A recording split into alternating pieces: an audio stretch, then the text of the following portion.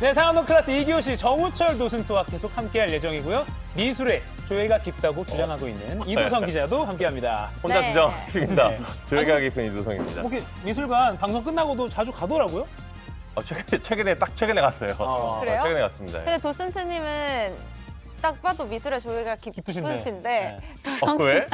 나 왜? 조예가 깊어 보이지 않나요? 그 소셜미디어에 사진 올리러 가는 거 아닌가 싶기도 한데. 약간 그런 것도 그런 것도 있어요. 근데 보니까 많이 올리시더라고요. 아, 그죠? 그래서 전시 보고 가시는구나 네. 싶어가지고. 네. 보고 온 모든 걸 올리기 때문에.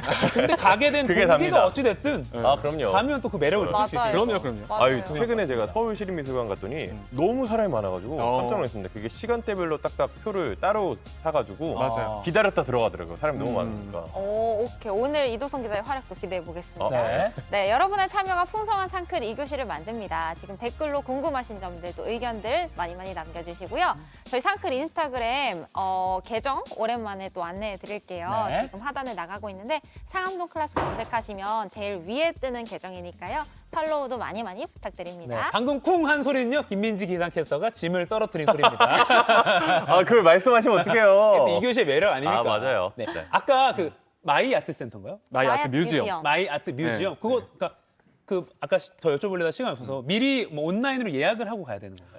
예약을 하고 가는 게 아무래도 할인이 좀 적용이 돼서. 할인 중요하죠. 되게 중요하네요. 중요한 걸 왜 안 말씀해 주십니까? 가장 중요한 거를 지금 말씀하시다니요. 그리고 또 하나가 온라인으로 하게 되면은 당일은 안 돼요. 그래서 전날 최소 전날에 하고 오셔야 됩니다. 네. 마이 아트 뮤지엄. 뮤지엄. 네, 8월 맞아요. 27일까지 한다. 네. 알겠습니다. 아까 다 좀 말씀을 못 여쭤본 것 같아서 루드비히 미술관. 그러니까 아까 얘기도 들었지만 어떻게 약간 설립된 그 자취가 되게 약간 감동적이기도 한 것 같은데 이게 세계에서 세 번째로 큰 피카소 컬렉션이라고. 오. 네, 근데 일단은 루드비 부부 자체가 네. 피카소를 워낙에 좋아했고 또 논문도 썼었고 해서 그 추가로 작품을 또 기증을 했어요. 2001년도에. 그때 추가된 작품 수만 약 700여 점이었다고 그래요. 피카소 작품만. 그러니까 아무래도 그 어마어마한 거죠. 전 세계 3위로 등록이 돼 있다고 해요. 와, 근데 지금 1, 2위는 어딘가요? 제가 그걸 못 찾았어요. 그 질문 할 것 같았는데 찾다가 죄송합니다. 알아보겠습니다. 알겠습니다. 네. 애드립 질문 잘 내시고. 궁금해가지고. 정도수님. 근데 할 것 같았어요. 찾아갔는데 옆에서 3위라고 하니까. 못 찾겠더라고요. 너무 네. 예측대로 산다 근데. 1, 2위는 궁금하잖아요. 다음에 전시 보러 오세요. 네, 알아보겠습니다. 알겠습니다. 제가 또 찾아보겠습니다. 알겠습니다. 맞죠. 저희 댓글 지금 계속 올려주고 계신데요. 몽베베님 전시 소식 너무 좋아요. 네. 바르게 삽시다님. 피카소랑 독일 작품들 전시회 도슨트분 멋지시고 설명 잘하시네요. 파이팅 야. 해주셨고 몽베베님이 그 이도성 기자 시립미술관에서 혹시 에드워드 호퍼전 보신 맞습니다. 건가요? 그거 보러 갔어요. 오, 좋더라고요. 야, 지금 되게 멋있는 모먼트 아닌가요? 이게 막 에드워드 에드워드 포전 네티즌 분들과 이런 대화를 나누는 우리 상클 사람이 정말 많았다니까. 그중 하나였습니다. 맞아요. 여쌤님도 얼마 전에 다녀왔어요. 도스트님 설명드린 더 쏙쏙 들어오네요라고 댓글 남겨주셨어요. 감사합니다. 감사합니다. 피카소를. 네. 이 아까 시간상 피카소 작품을 더 소개를 못 받아서 네. 조금 더 여쭤보고 싶어요. 네. 그 피카소 아까 그 손톱 뾰족한 거 그런 거 네. 기억이 남는데 그거 말고 또 어떤 작품들이 있나요? 일단은 피카소 작품 중에서 근데 제가 그런 걸 좀 말씀드리고 싶어요. 사실은 이게 어쨌든 뭐 2교시잖아요. 네네. 제가 좀 웃긴 얘기 하나 가져왔는데 네. 좋았습니다, 이런 거. 그게 좀 흥미로우니까. 네. 그러니까 피카소가 그 의외로 기네스북에 등록이 돼 있어요. 기네스요? 네, 기네스북에 등재가 돼 있는데 뭘로요? 뭐로 등재가 돼 있냐면 예술가 중에서 가장 많은 작품을 남긴 걸로 오. 등록이 돼 있다고요. 진짜요? 찾아보니까 유화만 약 13,000여 점 정도? 진짜 많이. 유화만이고 유화만. 유화만. 보통 예술가들이 평균적으로 이렇게 평생 그려도 몇천 점? 2, 3천 점 그려도 많이 그렸다고 하는데 10,000점을 넘게 그렸으니까 어마어마한 거고. 근데 놀랬던 게 뭐냐면 이번 준비하면서 그럼 그 유산이 있을 거 아니에요? 예, 예. 그러니까 뭐 공식적으로 유언을 쓰진 않았는데 그 남겨진 그 유산이 그림으로. 대충 따졌을 때 최소 8조에서 8조? 10조 정도 된다 그래요. 8조에서 10조. 와, 이건 와. 와. 정말 이 사람 진짜 대단하다 싶었고 제가 또 이거 마지막 웃긴 얘기인데 네네. 파블로 피카소라고 하잖아요. 네. 이게 그러니까 줄인 이름이에요. 엄청 길잖아요, 원래 길잖아요. 이름이. 엄청나게 엄청 길어서 이름이. 아. 한번 읽어드릴까 말씀해 싶어가지고 이거 한 번에 읽어야 됩니다. 한번 도전해 볼게요. 한 번도 한 번에 읽은 적이 없어요. 네네. 파블로의 본명 풀네임은 네. 파블로 디에고 호세 프란시스코 데 파울라 후안 네포무세노 마리아 데 로스메데디오스 시프리아노 데 라 산타시마 트리니다드 루이스 이 피카소예요. 와. 이름이 이게 도대체 어떤 중간에- 메커니즘으로 이렇게 길어진 중간에 거예요? 시프리아노가 약간 좀 기억이 나는데 이게 이름인데 뭐라고 시프리아노? 이게 그러니까 이쪽이 약간 선조들의 이름을 이렇게 맞아요. 이어서 붙인대요. 계속 붙이는 그래서 거잖아요. 그때 펠레 이름도 실명이 맞아, 엄청 많이 길잖아요. 긴다고 네. 그랬어요. 할아버지 뭐 고조 할아버지 뭐 이름 다 들어가는 아, 하긴 거잖아요. 그 맞아요. 빈살만 왕세자도 원래는 되게 길거든요. 아. 그리고 또 하나가 원래는 이 피카소가 어머니 이름이에요. 그래서 아. 아버지 이름을 안 쓰고 바꿔버렸어요 본인이. 음. 어머니 이름에서 어머니. 네, 어머니가 자기한테 평생 이렇게 위로를 줬거든요. 그래서 어머니 이름을 사용했던 존재예요. 그 뒷이야기 이런 걸 배워놔야 되는데. 맞아요. 피카소 이름이 원래 되게 긴 거 알아?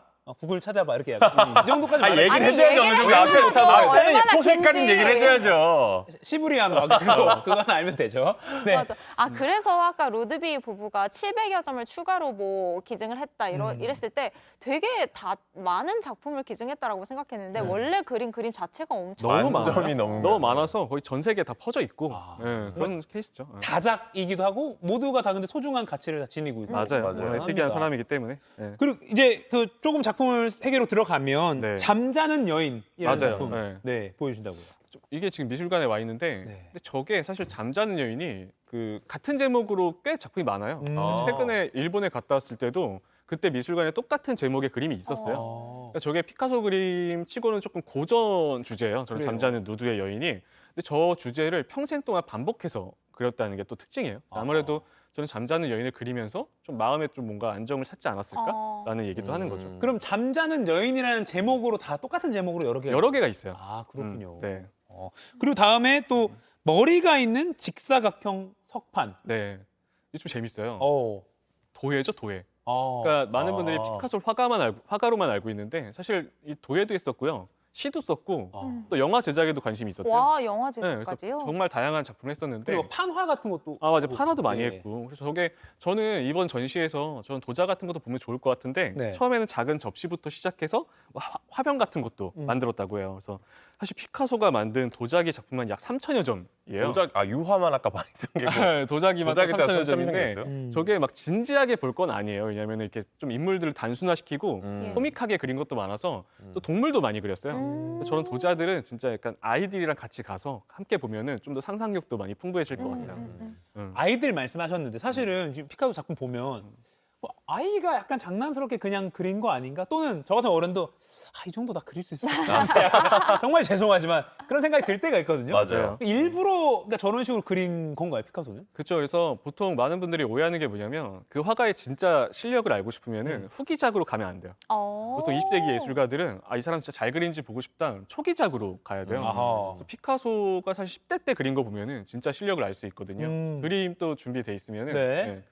이게 10대 때 그린 와 8살? 예. 저 8살, 14살. 추상화랑은 전혀 다른 맞아요. 그림들이네요. 그래서 피카소가 그런 말을 합니다. 사실 르네상스 3대 거장이 있잖아요. 뭐 다빈치, 미켈란젤로, 라파엘로인데 피카소가 자기는 12살 때부터 라파엘로처럼 그릴 수 있었다. 와. 라고도 얘기해요. 또 하나가 되게 재밌는 사건이 있는 게 아버지가 화가였어요. 무명 화가였는데 아버지가 피카소가 10대 초반에 그렸던 작품 보고서 얘를 이길 수가 없다 하면서 자기가 그림을 포기했습니다. 아버지가? 아버지가 그림을 포기했어요. 와. 포기했고 그러니까 피카소는 그런 말을 해요. 이 라파엘로처럼 그리는데 4년 걸렸는데 어린아이처럼 그리는데 평생 걸렸다라고 얘기도 하고 와, 그리고 되게 멋있다. 사연을 찾아보니까 아버지가 되게 독하게 훈련시켰어요. 얘가 천재인 걸 알고서 독하게 훈련을 시켰는데 이제 힘들 때마다 어머니가 위로를 해준 거예요. 근데 이제 어머니가 했던 말이 되게 유명하거든요. 어머니가 이제 피카소한테 어릴 때 이런 말 했다 그래요. 네가 군인이 되면 네. 장군이 될 것이고 너가 수도원에 간다면 교황이 될 것이다. 근데 이거에 대해서 피카소가 얘기했죠. 하지만 나는 화가가 됐고 파블로 피카소가 되었다. 이야. 와 이거 아니, 진짜 자신감 너무 멋있다. 뿜뿜인데요? 그죠? 너무 이제 멋있다. 인정할 수밖에 없는 예술가예요, 사실은. 그쵸. 그리고 정말 작품들만 봐도 끊임없이 변화하기 때문에 사실 피카소의 작품은 정말 하나 스타일이 아니라 볼 때마다 새로운 것 같아요. 네, 후기작처럼 그렇게 그리니까 10,000점 넘게 남길 수 있었던 것 같기도 하고. 이것도 정답이에요. 그래 맞아. 많이 후기작처럼 자작 그리고 찍어내려면은 있으면 아니 하루에 한 점씩 해도 30년이 걸리는 거 아니에요? 그럼요, 사실은.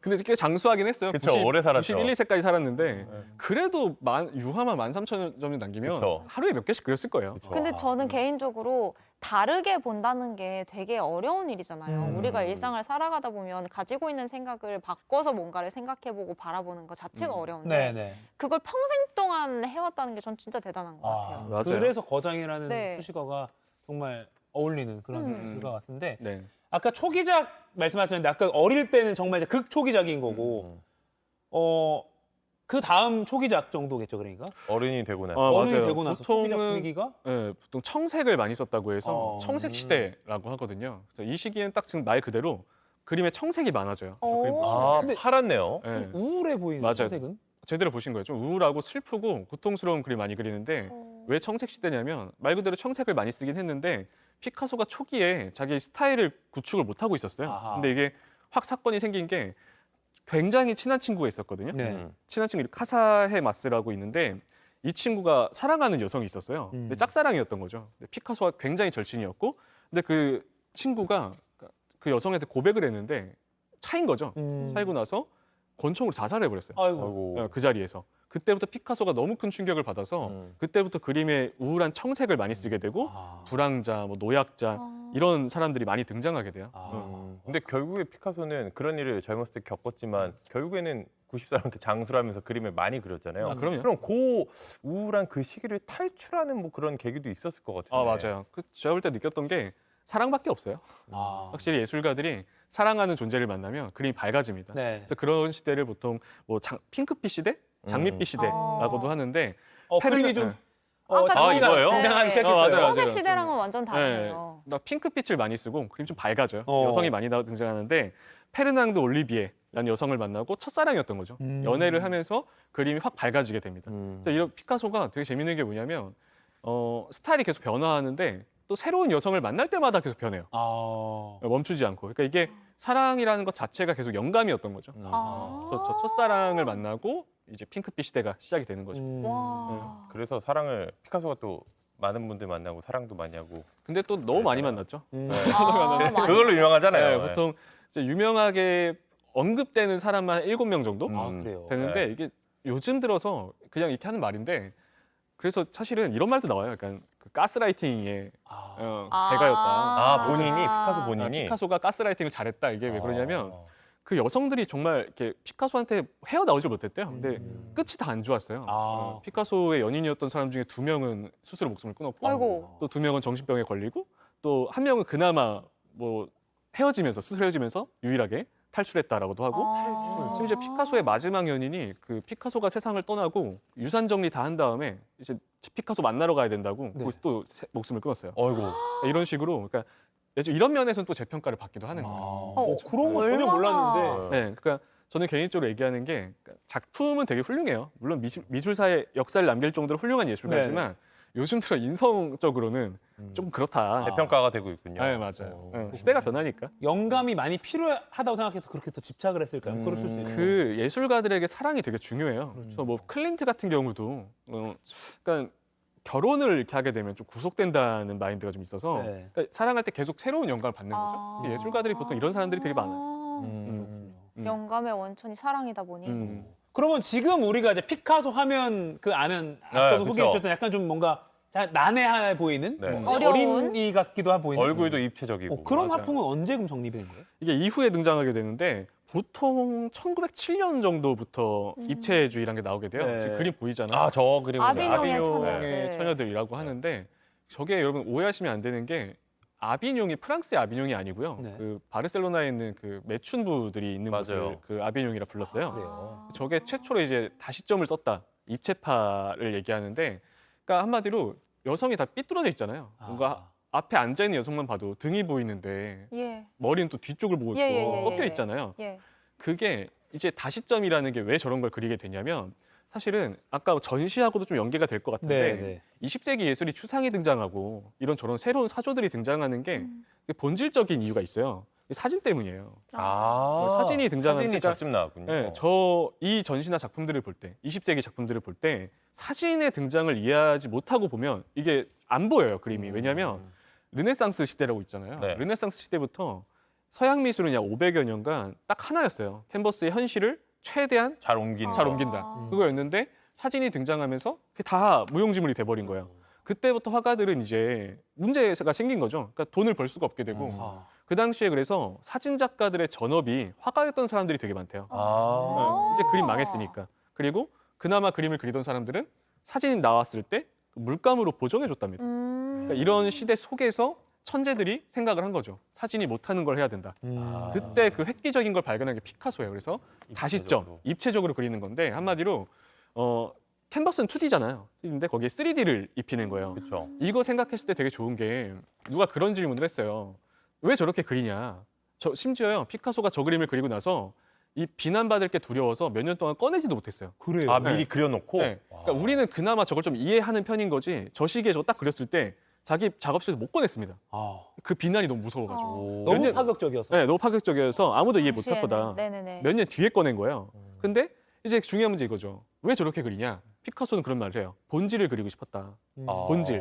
그러니까 이걸 얘기할 때, 그러니까 입체파를 설명할 때 제일 좋은 게 주사위예요. 아. 주사위를 테이블에 올려놨다고 생각해 봤을 때 1부터 6까지가 있잖아요. 네네. 근데 인간의 눈은 한계가 있어요. 그렇죠. 아무리 3개 열심히 정도 봐도. 보이겠죠. 맞아요. 모든 세 면을 개면밖에 다 볼 수 못 없죠. 본단 말이에요. 보통 그 전의 화가들은 그 3개면만 그렸어요. 근데 그게 우리 눈에 3개면만 보인다고 해서 주사위의 본질이라고 생각 안 하잖아요. 그렇죠. 1부터 6까지가 다 보여야 본질이거든요. 아하. 그럼 주사위의 본질을 보는 방법 하나예요. 원래 형태를 깨더라도 1부터 6까지 볼 수 있게 펼쳐놔야 되는 거예요. 예예예. 그 펼쳐놓는 게 결국 다시점이거든요. 아하. 피카소는 내가 그린 대상의 본질을 그리겠다 해서 모든 방향에서 펼쳐놔 버린 거죠. 아. 그 시점이 다 깨져 있는 거예요. 근데 이게 본질을 그리는 유일한 방법이라 생각을 한 거죠. 어. 아비뇽의 처녀들 보면 이게 주사위를 펼쳐놓듯이 얼굴을. 다시점 여러 가지 시점을 적용시킨 거다. 그래서 그 아하. 이야기 제일 좋은 게 그거예요. 그러니까 그리는 방법을 이해하셔야 돼요. 그리는 방법. 그 전에 화가들은 대상을 갖다 놓고 나도 자리 잡잖아요. 네네. 그 처음 붓댄 곳에서 끝내야 돼요. 그래야 원근법이 생기니까. 아하. 근데 이들은 그렇게 안 그래요. 그럼 대상을 세워놓은 다음에 그리는 게 아니라 빙글빙글 돌아요. 오. 그래서 돌면서 보는 거예요. 아. 좌우 앞뒤 다 심지어 따로. 위 아래까지 다 위아래까지, 봅니다. 네. 다 보고 한두 시간 보는 게 아니라 새겨질 때까지 봐요. 그 다음에 새겨지면 그때 자리 잡아서 내 기억 속에 남아있는 모든 시점의 파편들을 다 때려 넣는 거예요. 아. 이게 사실은 되게 과학적인 거예요, 어떻게 보면은. 아. 네. 야, 그러니까 그럼 비정형적으로 불규칙적으로 때려 넣는 거예요? 그렇죠. 그때 어려운 말 나왔어요. 비정형까지는 되게 어려운 말 썼는데 비정형, 불규정 불규칙. 때려 넣는 거예요. 이게 제가 사실은 아까 작가님이 어려운 말 쓰지 마라. 아, 네. 그래서 때려 넣는다 했는데 저렇게 비정형이라 말해주시면은 그래서 좀 당황했어요. 그래서 때려넣는 때려 넣는 거죠, 어쨌든. 아, 네. 다 그냥 넣는 그리고 거예요. 싶은데 자기가 생각나는 이미지를 그냥 나름대로 근데 네. 그때 이렇게 말씀하셨던 것처럼 계획적으로 넣기도 했었는데 아, 나중에는 본능적으로 넣기도 했어요. 그러니까 좀 종합적으로 보면 이렇게 약간 엉뚱해 보이는 그런 게 다 의도된 정말 준비를 많이 하고 막 다각도로 이렇게 시점을 확인하고 막 생각도 많이 해서 표현된 그럼요. 이게 그러니까 아까 얘기했지만 저 사람들에게는 이게 생존 문제였어요. 그러니까 뭔가 새로운 걸 발견해야 되기 때문에 발굴해보고. 네. 야, 사실 저 정도 된 이제 경지에 오른 작가라고 하면 사실 보이는 걸 그대로 그리는 건 사실 스킬적으로는 기술적으로는 그럼요. 어렵지 않으니까 저런 걸 생각하고 또 저걸 실제로 그렸다는 게 진짜 위대한 것 같아요. 맞아요. 지금 유튜브에서도 아까 그 어릴 때 그림 보시고 범카이님이 15살 때 그린 거 보니까 수준이 딱 나오네요. 천재였다. 후왕님이 레알 잘 그렸다. 예, 예, 예. 그다음에 나미님이 천재 인정. 재밌어요. 빠져듭니다. 제이님도 도슨트님 이야기 너무 재밌어요. 하트 해주셨고요. 맞아요. 이주희님도 기계가 못하는 걸 한 거네. 예, 예, 예. 그러니까 이해를 한 줄로 딱 그러네요. 정리해 기계가 못하는 주셨어요. 거랑. 루하마님 네. 주사위 표현으로 바로 큐비즘 이해가 쏙쏙 돼요. 라고 말씀. 역시 정우철 교수님이라고 해주셨고요. 유안님도 매주 상클에 나오시면 안 되나요? 너무 좋아요라고. 자주 불러주세요. 근데 안 불러주시더라고요. 바쁘시잖아요. 바빠가지고 진짜 매일 나오라면 매일 나올 수 있어요? 못 하시잖아요. 많이 가면 바쁘시잖아요. 섭외도 엄청나게 들어오고 계셔가지고. 적당히 불러주세요. 또 원래 워낙 전국 방방곡곡 많이 네, 다니셔가지고. 동해번쩍 서해번쩍. 감사합니다. 굉장히 사랑받는 도슨트님이시라서 아무튼 근데 지금도 본 방송과 2교시까지 하면서 그러니까 이거 막 그림을 본 게 아니라 그냥 재미있는 이야기를 맞아요. 그리고 역사 그리고 지식에도 도움되는 이야기를 듣는 느낌에서 굉장히 좀 가득 찬 느낌으로 방송을 마무리할 것 같아서 굉장히 뜻깊습니다. 재밌었어요. 네. 그리고 아까 뭐야? 시브리아노 시브리아노 플레인. 약간 좀 이게 있어 보이는 거 몇 개씩 건져 가야 되거든요. 큐비즘 이런 거. 산호세 이런 것도 있었던 것 산호세 같아요. 있었고요. 그리고 주사위를 펼쳐놓은 것 같은 거. 입체파. 그런 걸 좀 기억하면은 사진이 못하는 걸 하자. 기계가 할 수 예. 없는 것. 그 하나만 좀 말씀드리면 네네. 시간이 되나요? 괜찮아요? 하시죠. 딴게 아니라 마지막. 그러니까, 그러니까 이렇게 입체파 다시점을 쓰면서 결과적으로 저게 피카소가 이뤄낸 게 뭐냐라고 한다면 한마디면 돼요. 형태를 해방시켰어요. 형태를 해방시켰다는 게 그 전에 이제 눈에 보인 대로 그려야 되는데 피카소가 저렇게 그리면서 이제 우리가 기술적으로 배우지 않아도 감각적으로 그려도 욕 안 하잖아요. 지금은 네, 지금은 욕 안 하잖아요. 네. 당시에는 이렇게 보인 대로 그리지 않으면 되게 많은 비난을 들었단 말이에요. 그걸 해방시켜 준 거예요. 아하. 그게 하나씩 해방이 되면서 우리가 지금 자유로운 예술을 할 수 있게 된 거죠. 형태를 그러면은 해방시켰다. 네. 피카소 덕에 그 후배 작가들은 편한 형식으로 본인이 할 수 있는 걸 마음대로 할 수 있게 된 셈이네요. 맞아요. 그래서 그때부터 정말 많은 사조들이 쏟아지기 시작을 한 거죠. 자유롭게. 여기까지야. 상쿨도 좀 자유롭게. 저희 같은 형태 해방에서 이렇게 형태가 각 이렇게 할 수. 없어가지고 네. 네. 저희가 이렇게 형태를 해방해가지고 알겠습니다. 많이 생길 겁니다 또. 네. 진짜로 정말 재밌었습니다. 약간 어렵다고 약간 편견이 있었는데 전혀 진짜 진짜 편견이었어요. 재밌었어요. 진짜 네네. 재밌었어요. 정말 재밌었습니다. 자, 피디님 음악 주시죠. 네, 상클 2교시 매주 월수금 여러분과 함께하는 거 잊지 말아주시고요. 자, 이제 주말이에요. 즐거운 주말 보내시고 자, 오늘도 함께 외치고 마치겠습니다. 여러분 오늘도 상쾌하세요. 고맙습니다. 고맙습니다.